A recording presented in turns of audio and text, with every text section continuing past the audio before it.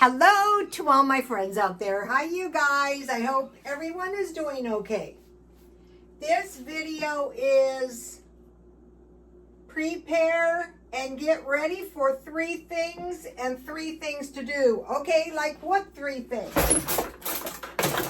Well, I want to make some meals like if things were by some chance to get really bad, what would I do? Okay, for one thing, I would consider eating beans. I am not a big lover of them. I've told you that. But these are pretty good. So what I want to do is make it 1/2 can because that's going to make a lot for one person. And then I will just save the rest. And what I like to do is I like to thin them with milk. I went to get some. I use 10 of these a month. I drink a lot of milk. Thank God. You know, I just banged my rib. I was back at the gym and I banged it pretty hard and I was able to do a little bit of a workout, even with the weights. And I thought, you know, you are lucky. This is like the second mishap I've had. So, okay, so I'm just pouring a little bit at a time. Now, a long time ago, if they didn't have cheese, they used milk on the QT. That was embarrassing if you didn't have, cheese. They should have met me. They could buy some cheap cheese, right? Okay, what 3 things are we worried about? Wars, grid down, and famine. Okay, I see 2 extremes. I see people who are not one single bit worried, and then I see total and complete fear mongers. We're going to be attacked. The cell phones are going to explode. They're going to offset nuclear suitcases, so you get the idea that I hear all extremes. And then I see people that are ready to do the most crazy things, and I tell them, don't do it. You don't know how many times in my life I have warned people not to do dumb stuff. Okay, I'm going to make some fry bread, because the idea of this meal is so you won't be hungry. You have very little money because maybe you lost your job. And then I wouldn't be surprised if the grid goes down, not one bit. The power is going to be out in La Mesa tomorrow, I think. So here is the fry bread. For some reason, I got a lot of oil, but that's okay because I'm going to fry it in oil. So this is one. Now this goes back to the American Indians. So I'm just adding, this dough turned out really good, but I'm just adding a little bit of flour to get a nice soft dough. I'll show you in 1 second. Okay, and then famine. Okay. All kinds of things can cause hardship in famine. Okay, think about the people in the hurricanes. Their houses are destroyed. Maybe their jobs are destroyed. It's going to take you a while to come back out of that. Not everybody has lots of money in the bank, you know. So, okay, now, one of the things that I am going to be working on this week is, the pizza was pretty good. One of the things I'm going to be working on is water. I don't know about other places, but one of the things we really, really want to prepare for is if the grid goes down, that's going to knock out the water. And you should have enough for 30 days. So I want to get some food grade buckets. And then if something happens, I'll run in and I'll fill them up. I don't want big trash cans full of water. And I also have a place where I would consider going, depending on what happens. I'll go into that in a minute. Okay, as soon as this is hot enough, I'm going to fry the fry bread. I'm making sure my beans are nice and hot. So you could heat these in a microwave, and you could make this in a motel if you got stuck in a motel. The two places, I'd say the thing to do is if you're going to evacuate somewhere you're familiar. Like I'm familiar with Elko, Nevada. There's plenty of water, but it could also get awfully cold. That's where my mother's mother froze to death. But there's plenty of water, clean drinking water. And then the other place, even though it's in the middle of the desert, is Mesquite, Nevada, because the water generally runs down from the mountains in Utah. There's the Virgin River. How clean it is, that remains to be seen, but at least they have irrigation. They've always had it since the pioneers. So I don't want my beans too thick and gluey. All right, let me just fry the fry breads. Okay, so now, number 2, a full tank of gasoline at all times. I'm just getting into the habit. You might go, well, I can't afford it. Well, as soon as finances permit, try to get your gas tank full of gas. And I was thinking today, you know, I was stockpiling a little food. And I did a video, it was a while ago. I'm sick of it. My house is like a grocery store. I'm sick and tired of it. Tonight I'm like an Indian. I've been around a lot of them. We have them here. And then the third thing that I want to stockpile is canned food. And if I have to evacuate, I want to take that food with me. But you can take quite a bit of canned food. Okay, now think about, so this is fry bread with beans. It's going to be cheese, and I saved my tea.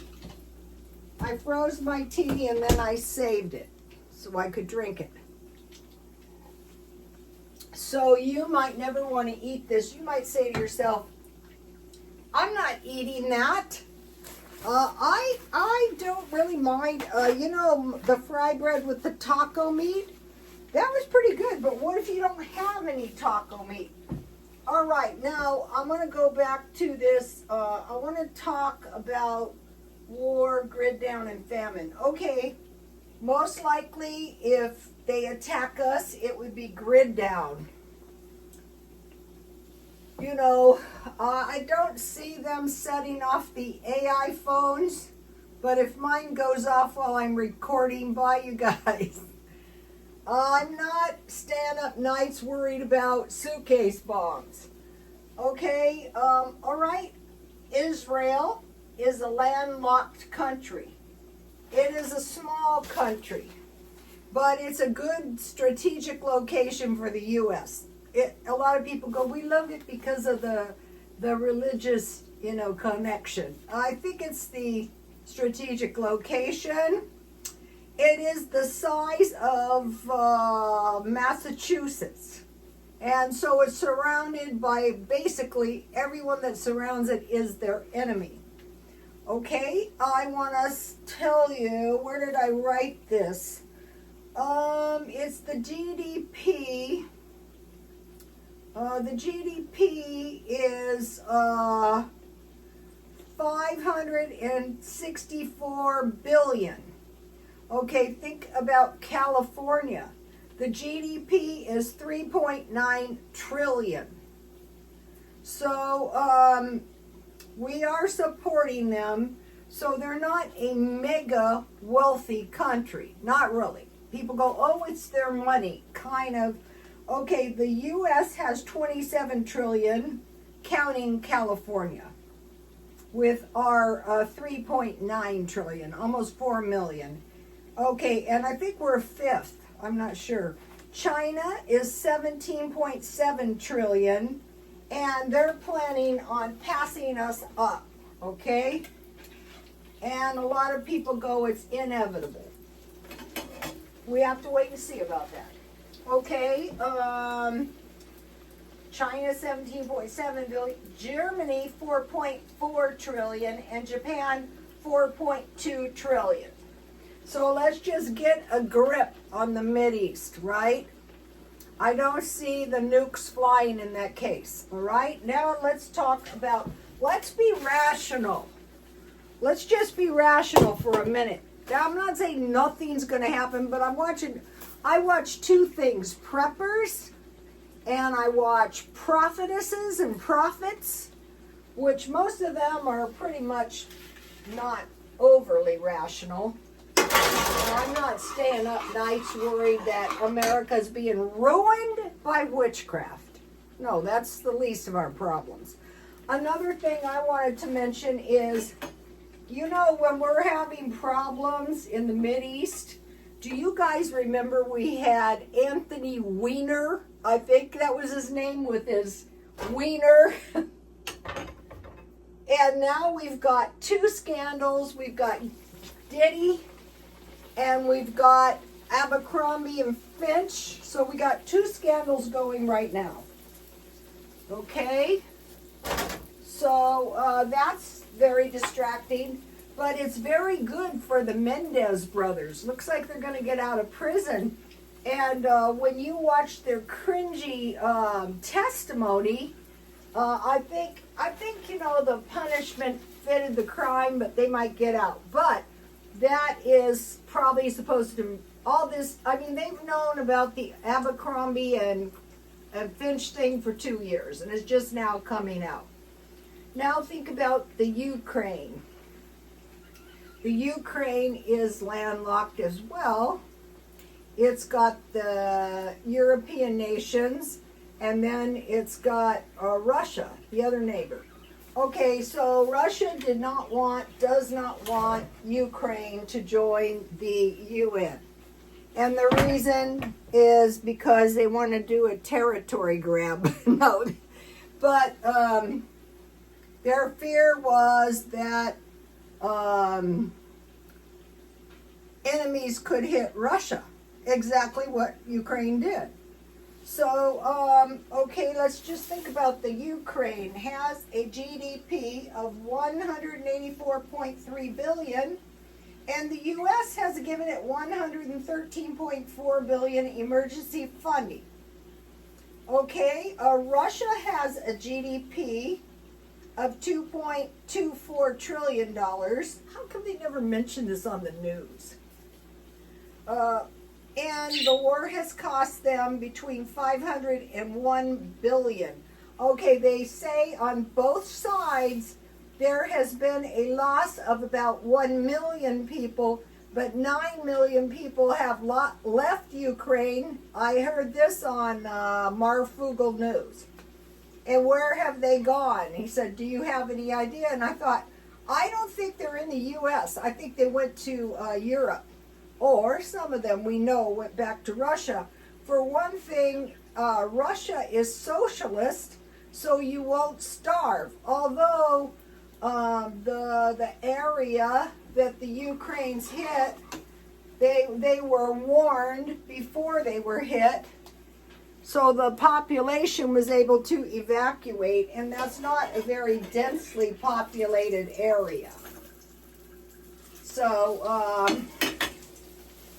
that's that on that. Okay, the war against the Ukraine is now the main driver of Russia's economic growth. So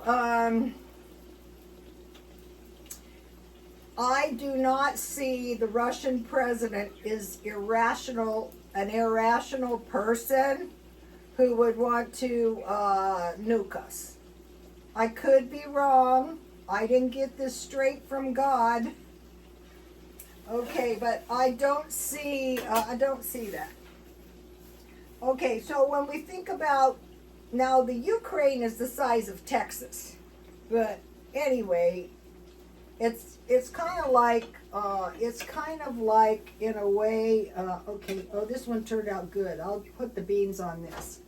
Okay, so this is a really good, like if you should be displaced and you have to go and move into a motel, God forbid, you'd be lucky to get a motel. If there's some kind of mass exodus out of a place. Now think about, and this is another thing, this is why I was telling the guy, oh, don't do that. He was going to move somewhere. They're always going to move. It's like the grass is greener on the other side. That I've known so many women, not always, but it's generally not a good idea. Okay, so here's my beans. The good stuff. The motels can be a little bit pricey. You'd be lucky to get one for $50, at least here. Okay, so now, the wars. So now think about the wars, the grid down, and the famine. It is not if this is going to happen, it is when this is going to happen. It's kind of like inevitable at some point. So, okay, so take a look at this. Now, I bought these sliced cheeses at two places. One, Ralph's, and the other was Grocery Outlet. Now, these are really kind of good cheese. So now what I want to do is melt this. And this is going to give me a nice little dinner.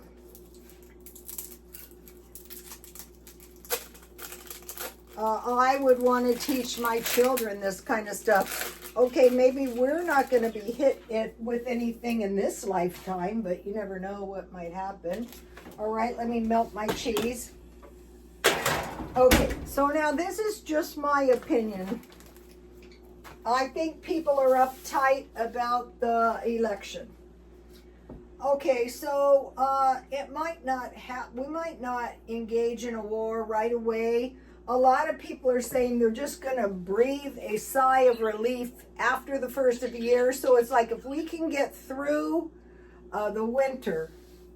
So think about this. Matthew 25, 1 through 13. There were 10 virgins. I always thought, what does being a virgin have to do with this? But that's not the point. So they were slumbering when the call to go to the bridegroom came. So think about, put into the place disaster. Okay, 5 were wise and had oil, 5 were foolish and had no oil. And the foolish one said, give us some of your oil. And they said, no, because then we can't get to the bridegroom maybe ourselves. Now we thought, that is so dangerous, that is so selfish. Can't you both see with the same light? But that is not the story. It's 5 was prepared, 5 was not. Now think about if the grid goes down and it's utter darkness and you need to get away, get out of here, and you can't see anything because you're not prepared, right? So the five wise ones went, and the bridegroom lets them in.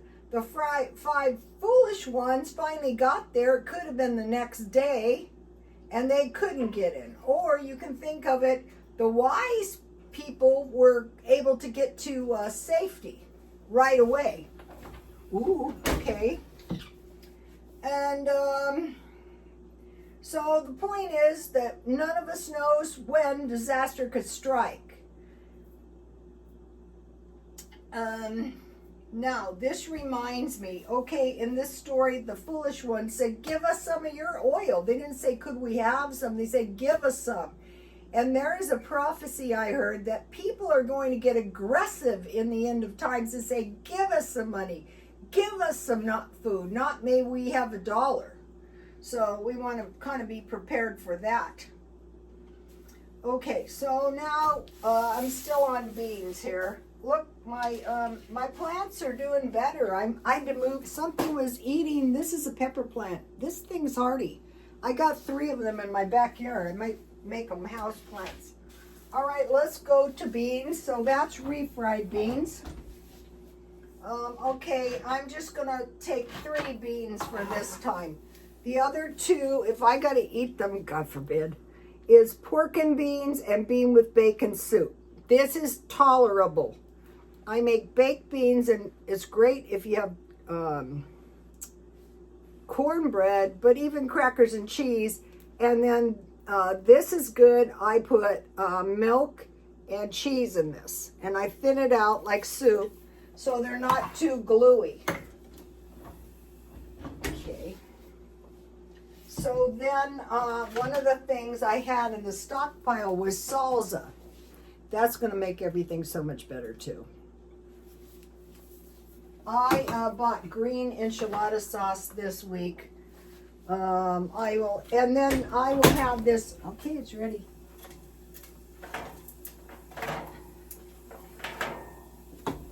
All right. So I have plenty of refried beans left for tomorrow. I like to eat this. You can make a bean burrito, but this is cheaper. So if you always stockpile flour, and salt and baking powder, you're going to be able to make this. You're not going to run out. Oh, my fry bread's stuck.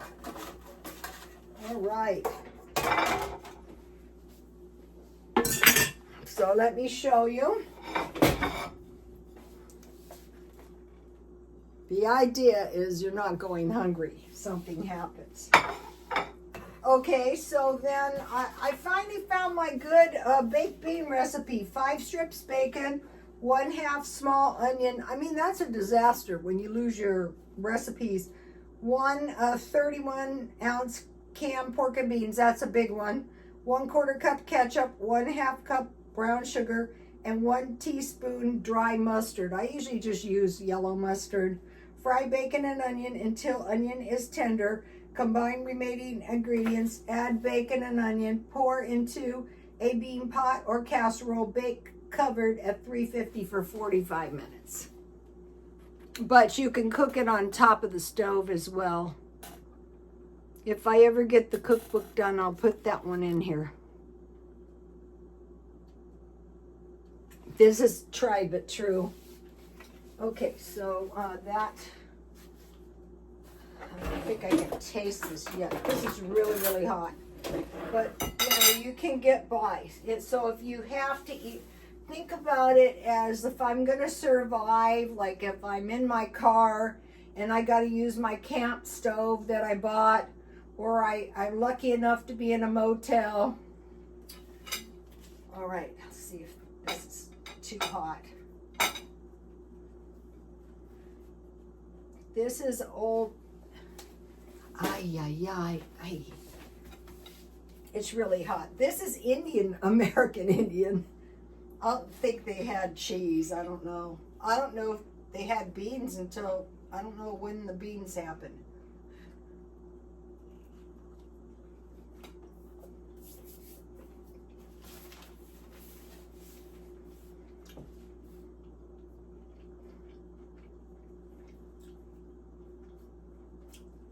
Okay, so we were on the poor. When people get really poor, God knows what's going to happen. Like really hungry. Okay, today I did stockpile some food.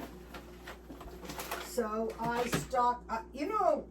I like Ralph's. These were 2 for the price of 1. These are big jars. I couldn't believe it. I said, I'm going to buy these. So think about this. You have Spanish olives. So you have rice, pasta, olives, mushroom, and peanut butter. And then I also got these for the price, 2 for the price of 1. So I said, I will take them. because there is a big difference eating good pasta and crap. And Ralph's has this really good selection. So, let me see.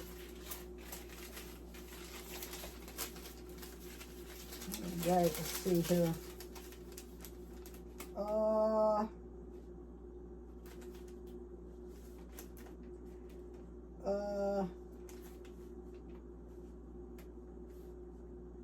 The pasta was $4.79, but I got 2 for the price of 1. And the olives ended up to be, the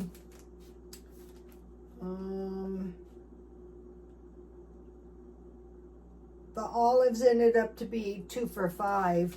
And then I bought something else, 2 for $5. So these are going to come in handy. And then I was at a grocery outlet late, and I got these 2 cookies, $1.49 each. So, you know, for this price, you might as well buy the cookies. And then I wanted to buy the shelf stable milk, 5, and then 5. I use evaporated milk a lot. I'm going to make another batch of yogurt, so I needed evaporated milk. 1 can will give you a nice batch.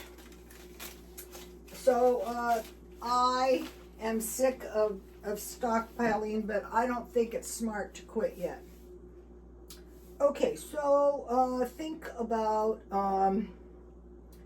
I also bought something really nice. I bought this salami. I thought, why am I eating cheap bologna when I can get salami cheap? I had salami and cheese.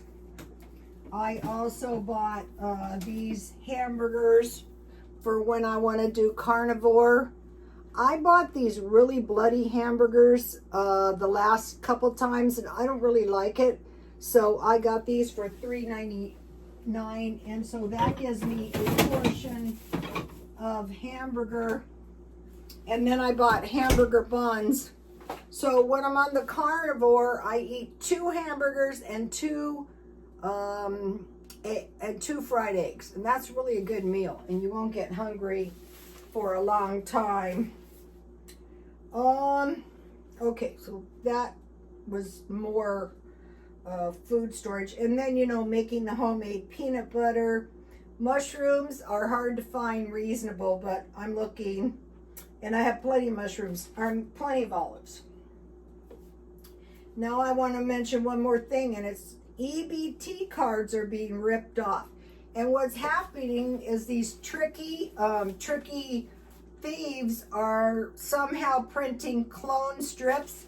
And the sad thing is they're really tricky, and they get like ladies usually with large families, and they're ripping off all of the money, like $400 and $500. And so we're going to be seeing more of this. So if you're using an EBT card, I think the best thing you can possibly ever do is don't shop when it's busy, and try not to use the kiosks. Try to go like one time, like we have this one good area, and people will go in there and they'll buy like $400 and $500 at once with their EBT. I think that's a good idea. As soon as you get it, do the shopping so nothing happens. Don't leave your money sitting there. But what they're doing is they're getting the clone card, and they're just lurking around. So, you know, they're tricky. Also, I wanted to mention something. I am keeping these books, and I thought, don't sell them now because you don't need the money that much, and they're a little bit valuable. And where I go, I can buy cookbooks for like $1. And not this one. I went to this, I'm not shopping there. It's the worst thrift store, but I paid too much. But these can be worth $40 or $50, and these can be worth like $25. So I thought, just for now, I'll start piling this kind of stuff up in case you ever need the money. And also, I wanted to mention these necklaces. These are generally pretty easy to sell. So I used to have a bunch of them and I sold them all. So I'm kind of hoarding those as well. So this is actually really, really good. All right, I will see you. God bless you all.